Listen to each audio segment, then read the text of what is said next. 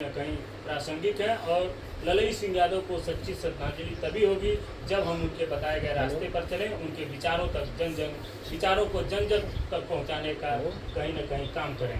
साथियों कि हमारे वहाँ समय समय पर महापुरुष जन्मे, ठीक है, और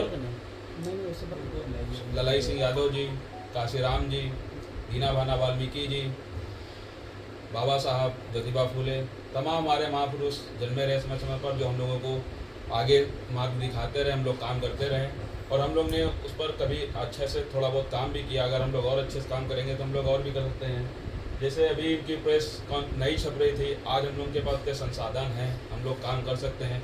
जब इतने कम संसाधन में उतना अच्छा काम कर गए, हम लोग को जगा गए, उसी पर आज हम लोग मार्ग चल रहे हैं। लाख लोग कहते हैं कि हम लोग दूसरी जगह पर जाके आज जो किस और पौधान पे आके आ गए हैं, ऐसा कुछ नहीं है।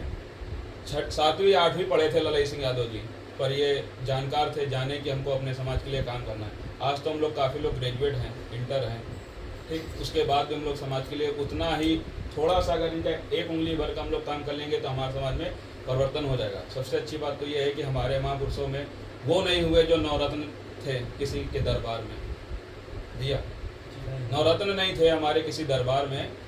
अब जान ही रहे होंगे मान सिंह, जो हम लोग को लोग बताते हैं कि हम लोग दूसरे से तड़पाए गए, हमको गर्व होता है कि हमारे महापुरुष कभी बिके नहीं, किसी के हाथ गए नहीं, वो अपना लड़के अधिकार लिए। हम लोग चाहे भीमा कोरेगांव जैसा भी हो, हम लोग में उनसे पहले ऑफर दिया गया था कि भैया हम लोग को सम्मान दे दीजिए, नहीं तो हम लोग कत्लेआम वाला लड़ाई हो जाएगा, फिर भेदभाव वाला सिस्टम खत्म हो जाएगा। इसी तरह हम लोग अगर ललई सिंह के पर माला अर्पण ना करके अगर इनके विचार अपने मानेंगे, जानेंगे, हमारे खुद इतने महापुरुष जो इतना अच्छा ज्ञान है, ज्ञान के भंडार है, अगर उनके मार्गदर्शन पर चलेंगे तो हम लोग एक भव्य अखंड जो भव्य भारत बनाने के सपना है वो हम लोग का पूरा होगा। हम लोग का कहीं ना कहीं जो सम्मान से हम लोग वंचित होते हैं वो जरूर पूरा होगा। ज़्यादा बात ना करके बस इसी पे अपनी बात को विराम देते हैं। बहुत बहुत धन्यवाद भाई अरुण कुमार जी, आपने अपने विचार व्यक्त किए और कार्यक्रम की इसी कड़ी में हम आमंत्रित करना चाहेंगे भाई यादवेंद्र प्रताप सिंह गब्बर सिंह को, जो बढ़ चढ़ करके हिस्सा लेते हैं कार्यक्रमों में। आइए साथियों, आज हम लोग ललई सिंह यादव पहनियार जी की जयंती मना रहे हैं। ललई सिंह यादव ज़्यादा पढ़े लिखे नहीं थे, जब हमारे सभी पहले के वक्ता बोल चुके हैं। ललई सिंह यादव कक्षा 8 तक के पढ़े हुए थे और इनको हिंदी और उर्दू का बहुत अच्छा ज्ञान था। ललई सिंह यादव प्रारंभिक में अंग्रेज़ों के पुलिस में कांस्टेबल थे। उसके बाद इनको ऊंच नीच का समाज में बहुत ज़्यादा सामना करना पड़ा। फिर वो जागृत हुए और फिर उन्होंने समाज के लिए संघर्ष किया। धार्मिक ग्रंथों का भी उन्होंने कई बार अपनी ही तरह से या उनमें कुरीतियों का अपनी ही तरह से व्याख्या की और उनको प्रस्तुत किया।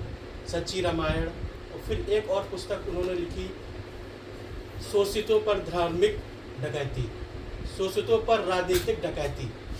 वो कैसे हमारे समाज के या हमारे शोषित वर्ग के लोग कैसे आगे बढ़ें, उसके लिए छोटे छोटे कार्यक्रम किया करते थे, नुक्कड़ सभाएं किया करते थे, लोगों को बीच में जाते थे और अपने हर त्याग को हमेशा समाज के लिए हमेशा त्याग करने के लिए तैयार रहते थे। ललई सिंह यादव उस समय के सबसे बड़े सामाजिक कार्यकर्ता थे। ललई सिंह यादव आज हम सबके बीच में एक सामाजिक योद्धा है और इनकी सबकी बातें हम सबके समाज में पहुंचाना है। आज का माहौल जो है वो राजनीतिक माहौल है। राजनीति धार्मिक आधार पर की जा रही है। धार्मिक के आधार पर हम लोगों को वंचित किया जा रहा कि कैसे धर्म के नाम पर हम लोगों को पिछाड़ा जाए और आरक्षण से बात किया जाए। ललई सिंह यादव, बाबा भीमराव अम्बेडकर, इन जैसों ने जो हम लोगों के लिए कुर्बानी दी है, उसको कहीं न कहीं आज वर्तमान परिपेश में समाप्त किया जा रहा है। मित्रों, मैं ज़्यादा बात नहीं कहूँगा, बस 2 शब्द और कहूँगा। ये भवदेश न तेरा है न मेरा है, ये देश न तेरा है न मेरा है, ये देश हम सबका है। समय रहते बात नहीं समझी गई तो ये नुकसान हम सबका है। धन्यवाद। बहुत बहुत धन्यवाद।